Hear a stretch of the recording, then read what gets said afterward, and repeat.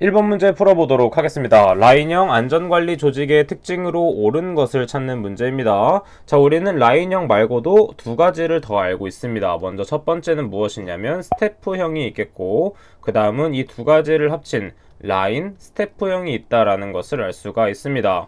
자, 그럼 먼저 각각의 특성들을 간단하게 설명을 해보자면, 라인형은 생산과 안전에 대한 지시를 위에서부터 순차적으로 내려오는 것이 라인형에 해당되겠고, 스태프형은 무엇이냐면 생산에 관련된 것은 위에서 아래로 내려가지만 안전에 관한 스태프가 안전은 총괄하고 있다라고 봐주시면 되겠습니다. 그 다음 마지막에 라인 스태프형은 이 두 가지를 합쳐놓은 것이다 라고 봐주시면 되겠죠. 자, 그럼 1번부터 보도록 하겠습니다. 안전에 관한 기술의 축적이 용이하다라고 했는데, 라인형은 빠르게 처리하고 넘어가야 되기 때문에 축적이 용이하지 않은 단점이 있습니다. 자, 그럼 2번.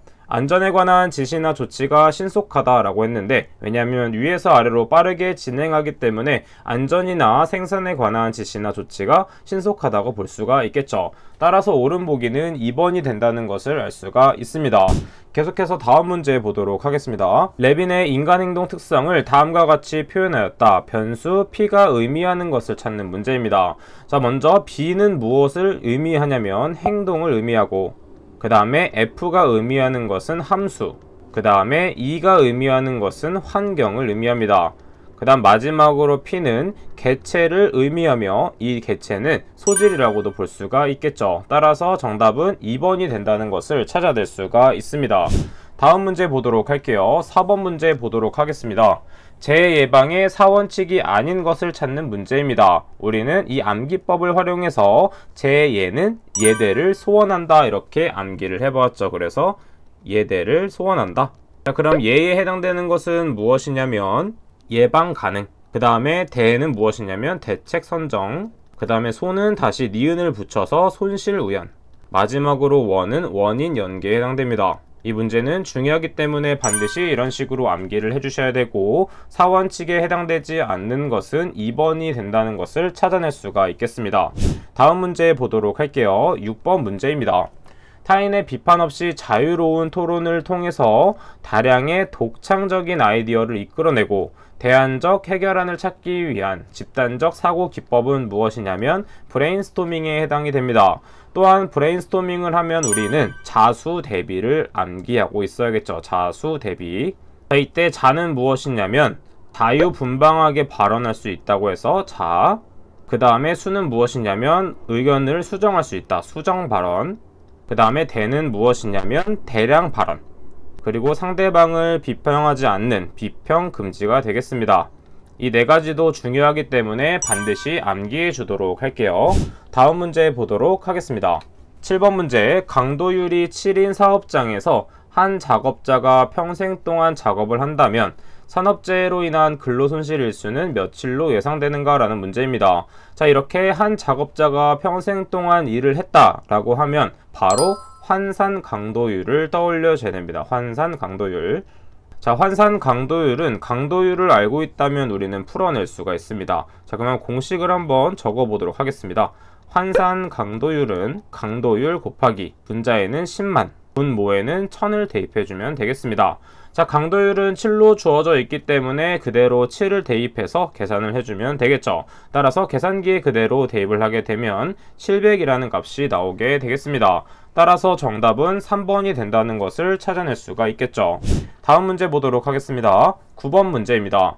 산업안전보건법령상 안전보건표지의 색채와 사용 사례의 연결로 틀린 것을 찾는 문제입니다. 1번 노란색은 화학물질 취급 장소에서의 유해위험 경고 이외의 위험 경고다, 맞는 보기가 되겠고, 2번 파란색은 특정 행위의 지시 및 사실의 고지에 해당되는, 맞는 보기가 됩니다. 그 다음에 3번 빨간색은 화학물질 취급 장소에서의 유해 위험 경고가 해당이 되겠고, 마지막으로 녹색은 정지신호라고 했는데 녹색은 우리는 정지신호로 보질 않습니다. 보통 녹색하면 떠오르는 게 안전한 걸 생각하면 되기 때문에 비상구나 피난소가 녹색에 해당된다라고 정리를 해주시면 되겠습니다. 따라서 사용 사례의 연결로 틀린 것은 4번이 된다는 것을 찾아낼 수가 있었습니다.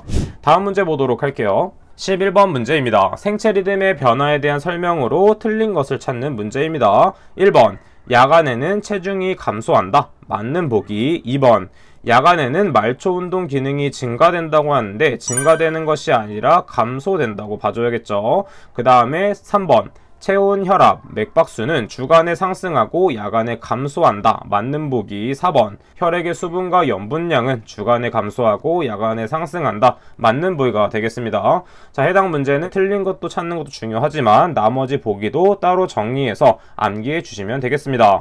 다음 문제 보도록 할게요. 12번 문제 보도록 하겠습니다. 무제 운동을 추진하기 위한 조직의 새 기둥으로 볼 수 없는 것을 보도록 할게요. 자, 이때 틀린 보기는 3번이 되겠고, 이때 새 기둥은 무조건 최고 경영자의 자세, 그 다음에 소집단 자주활동의 활성화, 그 다음 마지막으로 라인 관리자에 의한 안전보건의 추진, 이 세 가지만 따로 정리해서 암기해 주도록 합니다. 17번 문제 풀어보도록 하겠습니다. 재해 원인 분석 방법의 통계적 원인 분석 중 사고의 유형, 기인물 등 분류 항목을 큰 순서대로 도표한 것을 찾는 문제입니다.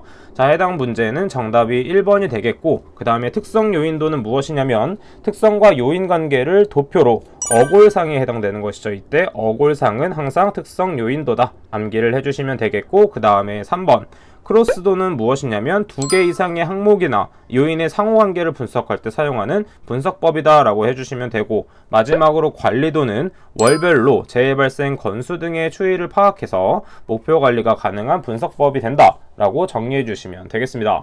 자, 그러면 다음 문제 보도록 할게요. 18번 문제 보도록 하겠습니다. 다음 중 헤드십에 관한 설명과 가장 거리가 먼 것을 찾는 문제입니다. 자, 1번부터 보도록 할게요. 권한의 근거는 공식적이다. 왜냐하면 헤드십은 누군가가 뽑은 것이 아니라 위쪽에서 지정해준 사람이기 때문에 공식적이라고 볼 수가 있겠고, 2번 지휘 형태는 민주주의적이라고 했는데 이때는 리더십에 관한 이야기가 됩니다. 따라서 가장 거리가 먼 보기는 2번이 된다는 것을 찾아낼 수가 있겠죠. 그 다음에 3번 보기와 4번 보기는 헤드십에 관한 보기이기 때문에 따로 정리해서 암기를 해주도록 합니다.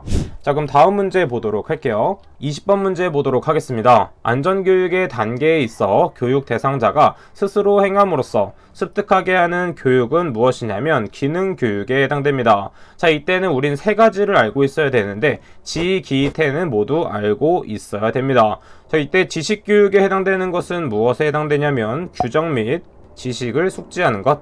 자, 그 다음에 태도교육은 어디에 해당되냐면 안전행동을 습관화하는 것. 이렇게 정리를 해주시면 되겠습니다. 자, 그럼 이번 시간은 여기까지 하도록 하겠습니다. 저는 그럼 다음 시간에 뵙도록 할게요. 감사합니다.